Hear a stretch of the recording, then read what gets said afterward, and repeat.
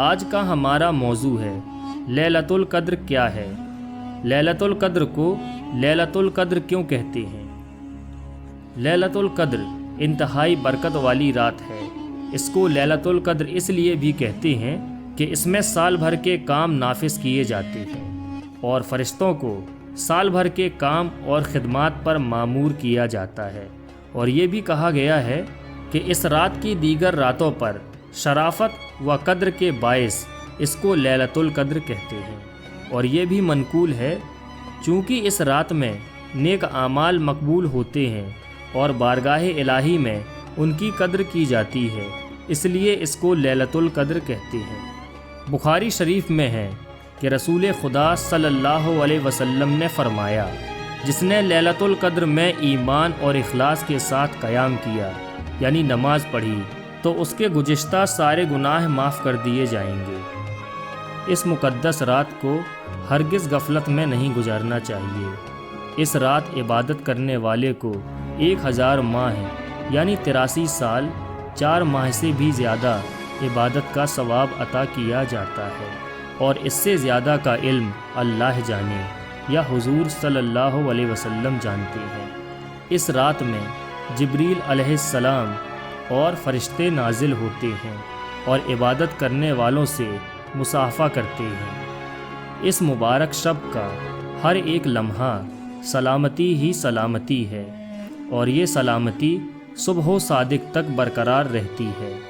یہ اللہ رب العزت کا خاص کرم ہے کہ یہ عظیم رات صرف اپنے پیارے حبیب صلی اللہ علیہ وسلم کو اور آپ کے صدقے میں آپ کی امت کو عطا کی گئی ہے۔ قرآن پاک میں اللہ تعالیٰ ارشاد فرماتا ہے، بے شک ہم نے اسے شب قدر میں اتارا، اور تم نے کیا جانا کہ شب قدر کیا ہے؟ شب قدر 1000 مہینوں سے بہتر ہے۔ اس میں فرشتے اور جبریل اترتے ہیں۔ اپنے رب کے حکم سے ہر کام کے لیے وہ سلامتی ہے صبح و صادق ہونے تک۔ اس رات میں اللہ تعالیٰ نے قرآن کریم لوح محفوظ سے آسمانی دنیا پر نازل فرمایا، اور پھر تقریباً 23 برس کے مدت میں اپنے پیارے حبیب حضرت محمد مصطفیٰ صلی اللہ علیہ وسلم پر نازل کیا۔ نبی کریم صلی اللہ علیہ وسلم نے ارشاد فرمایا، بے شک اللہ نے میری امت کو شب قدر عطا کی، اور یہ رات تم سے پہلے کسی امت کو عطا نہیں فرمائی گئی۔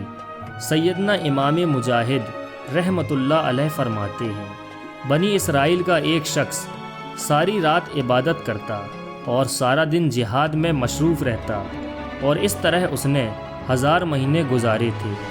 اللہ تعالیٰ نے یہ آیت مبارکہ نازل فرمائی، لیلۃ القدر خیر من الف شہر، شب قدر 1000 مہینوں سے بہتر ہے۔ یعنی شب قدر کا قیام اس عابد یعنی عبادت گزار کی 1000 مہینے کی عبادت سے بہتر ہے۔ میرے پیارے بھائیوں، دیکھا خدائے رحمان اپنے محبوب ذیشان حضور صلی اللہ علیہ وسلم کی امت پر کس قدر مہربان ہے، اور اس نے ہم پر کیسا عظیم الشان احسان فرمایا کہ اگر شب قدر میں عبادت کر لیں تو 1000 ماہ سے بھی زیادہ کی عبادت کا ثواب پا لیں۔ مگر نہیں، ہمیں شب قدر کی قدر کہاں، مگر افسوس ہم نا قدر ہی رہے۔ ہر سال ملنے والے اس عظیم الشان انعام کو ہم غفلت میں گزار دیتے ہیں۔ حضرت انس بن مالک رضی اللہ تعالی عنہ فرماتے ہیں، ایک رات میں رمضان شریف میں تشریف لایا تو حضور صلی اللہ علیہ وسلم نے ارشاد فرمایا، تمہارے پاس یہ مہینہ آیا ہے جس میں ایک رات ایسی بھی ہے جو 1000 مہینوں سے بہتر ہے۔ جو شخص اس رات میں محروم رہ گیا گویا تمام بھلائی سے محروم رہ گیا۔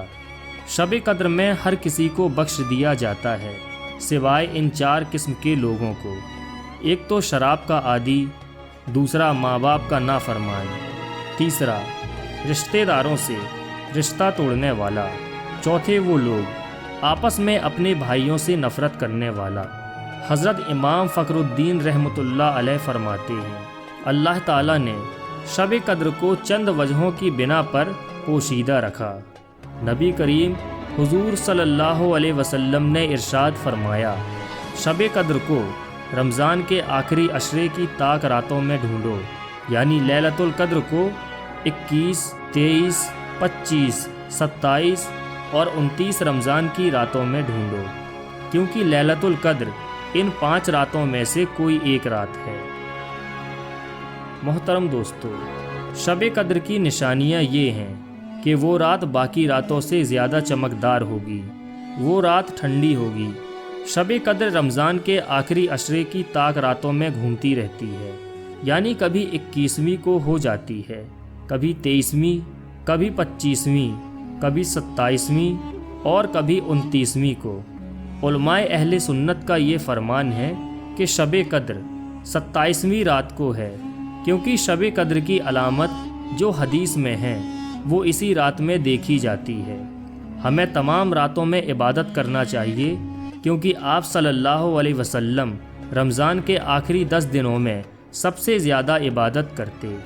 मोहतरम दोस्तों, मेरी आप तमाम दोस्तों से गुजारिश है, इन रातों में ज़्यादा से ज़्यादा अल्लाह पाक की इबादत करें, क्योंकि ये रात 1000 महीनों से बेहतर है, और जिसने ये रात पा ली उसकी ये दुनिया भी संवर गई और आखिरत भी संवर गई। अल्लाह पाक का हम पर कितना बड़ा एहसान है। हम कितने गुनहगार हैं, हम कितने ख़ताकार, कितने स्याहकार हैं, लेकिन अल्लाह पाक ने हमारी बख्शिश के लिए लैलतुल कद्र को रमज़ानुल मुबारक में नाजिल फरमाया है। दोस्तों, इसको ज़ाया मत होने दें। अल्लाह पाक से अपने गुनाहों की माफ़ी मांगें। यकीन कीजिए, जिसने लैलतुल कद्र को पा लिया उसकी दुनिया भी संवर गई और आखिरत भी संवर गई। इन्हीं लफ्ज़ों के साथ अब मैं इजाज़त चाहूँगा। मिलते हैं एक और नेक्स्ट वीडियो के साथ।